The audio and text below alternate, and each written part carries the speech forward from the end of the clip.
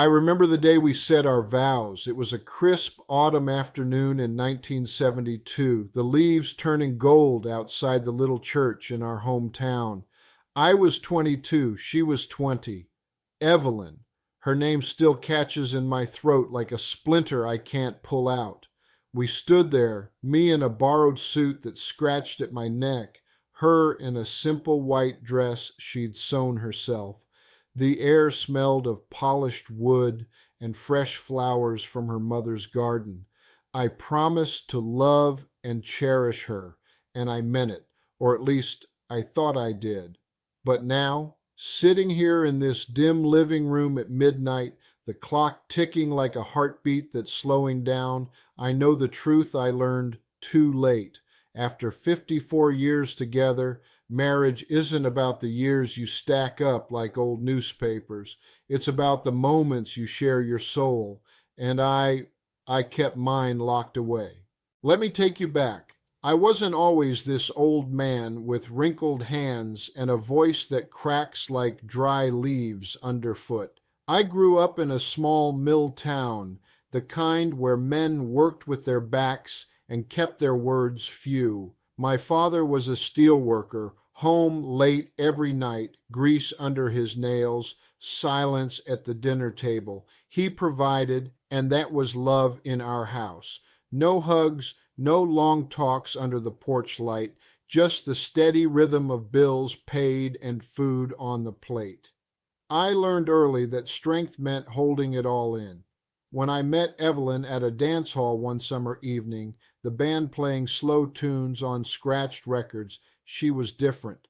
Her laugh cut through the smoke-filled air like sunlight. She had these eyes, deep brown, that seemed to see right into you. We danced, my hand on her waist feeling like it belonged there. She worked as a seamstress, dreaming of a little house with a garden. I was apprenticed to a mechanic fixing cars with oil-stained fingers. We fell in love fast, the way young people do, without thinking about the storms ahead. 6 months later, we married. No honeymoon, just moved into a 2-room apartment above a bakery, the smell of fresh bread waking us every morning. We built a life. 2 kids came quick, Tommy first, then Sarah. I worked double shifts to buy our first house, a modest place with creaky floors and a backyard where Evelyn planted roses. She made it home with curtains she hemmed by hand and meals that warmed you from the inside. I was the provider, the fixer. Mornings, I'd kiss her forehead before leaving, tasting the faint salt of her skin. Evenings, I'd come home to her smile, tired but genuine. We laughed over small things, the way Tommy's hair stuck up after sleep, or Sarah's first steps across the kitchen linoleum. It felt solid, like the foundation of that house. But looking back now, in this empty room with shadows dancing from the single lamp, I see the cracks I ignored. The quiet evenings where we'd sit across from each other, the newspaper in my lap, her knitting needles clicking softly, no words, just the hum of the refrigerator. I thought that was peace. I thought that was enough. The choice came gradual, like fog rolling in over a lake. It wasn't one big decision, but 1,000 small ones. I chose silence over sharing, pride over vulnerability. You see, early on there were arguments, little ones at first, about money, me wanting to save every penny for a rainy day, her wanting to splurge on a family trip to the coast. I'd shut down, walk away to the garage, tinker with an engine until the anger cooled. We'll talk later, I'd say, but later never came. Then the kids grew and life got busier. Promotions at work meant longer hours, coming home to cold dinners and Evelyn's quiet eyes watching me from the doorway. I believed a man showed love by building security, a bigger house, college funds for the kids, a car that didn't break down. I'm doing this for us, I'd mutter when she asked why I was always gone. But deep down, I was afraid. afraid to admit the fears that gnawed at me, the layoff scares at the shop, the way my back ached more each year, the doubt that I was enough. My father never spoke of such things, so neither did I. Instead, I built walls, brick by brick, a nod instead of a conversation, a pat on the shoulder instead of an embrace that lingered. Evelyn tried. God, she tried. Late nights she'd sit on the edge of the bed, her hand on my arm, voice soft in the dark. "What's troubling you, John?" she'd ask. I'd turn away, pretend to sleep, feeling the warmth of her fingers fade. I chose to be the rock, unyielding. But rocks don't bend, and they don't hold you close when the night feels too heavy.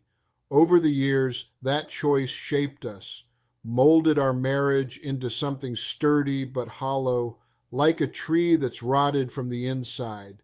I thought endurance was love, staying put no matter what.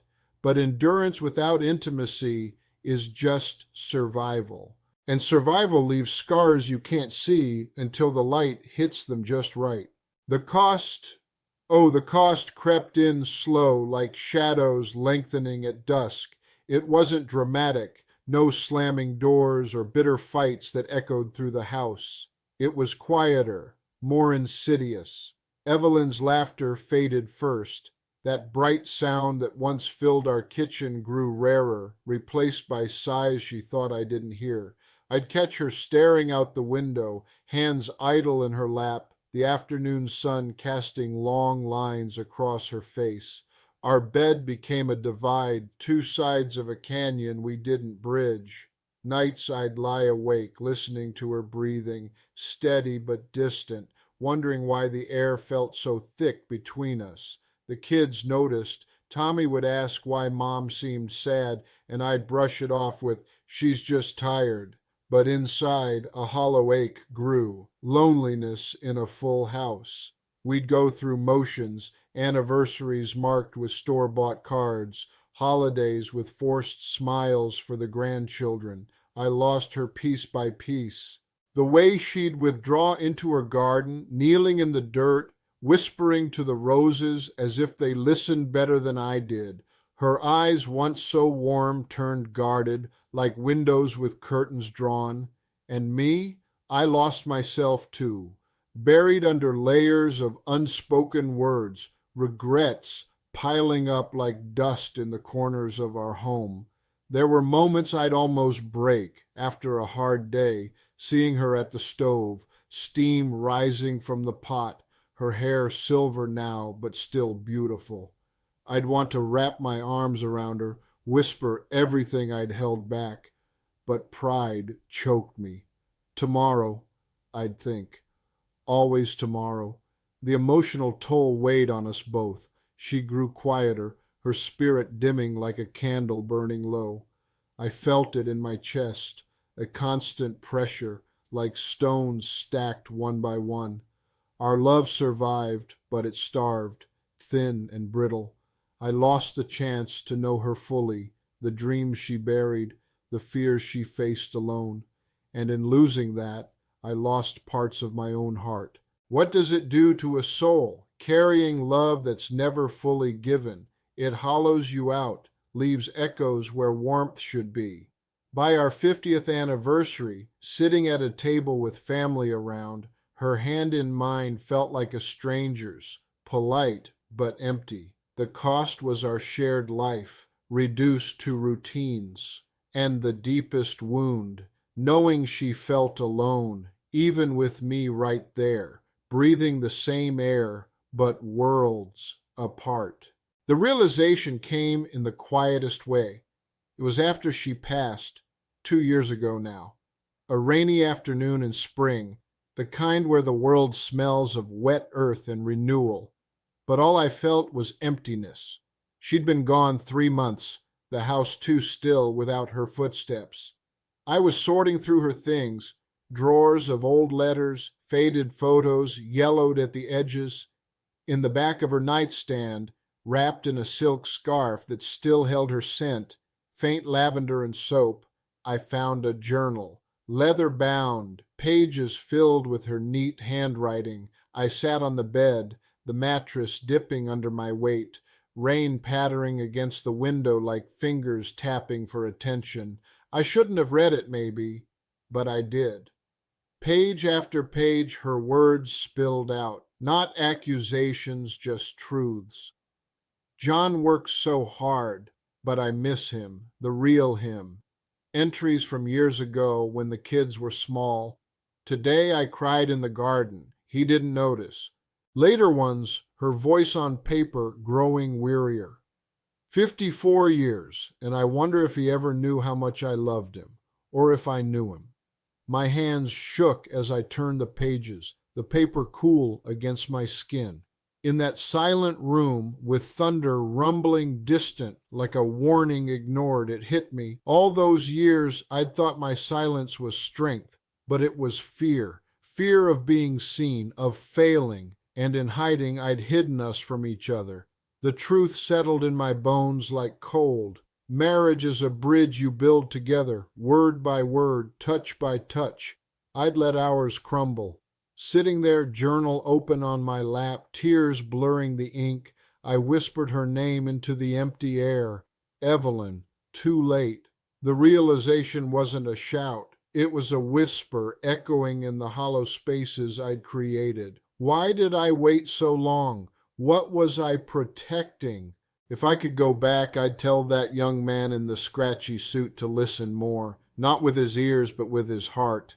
Don't build walls when you could build bridges. Share the small things, the way a bad day knots your stomach, or how her smile still makes your pulse quicken after decades. Love isn't just enduring, it's revealing, piece by piece. Let her see your cracks, because that's where the light gets in. Not for fixing, but for understanding. I wish I'd held her closer on those quiet nights, whispered the fears I buried. I'm scared too, Evelyn. Let's face it together. But regret is a heavy companion, cold hands on your shoulders. Learn from my silence. Speak while there's breath. Touch while there's warmth. Don't wait for tomorrow. It might come without them. Listen to me now in this dark hour, the lamp flickering like it's about to give up. I've lived 54 years married, but too many alone. The truth I learned too late, love unspoken is love unfinished. And unfinished love haunts you forever. Don't let it haunt you. Speak, before the silence swallows everything. And in the end, all that's left is the echo of what you never said.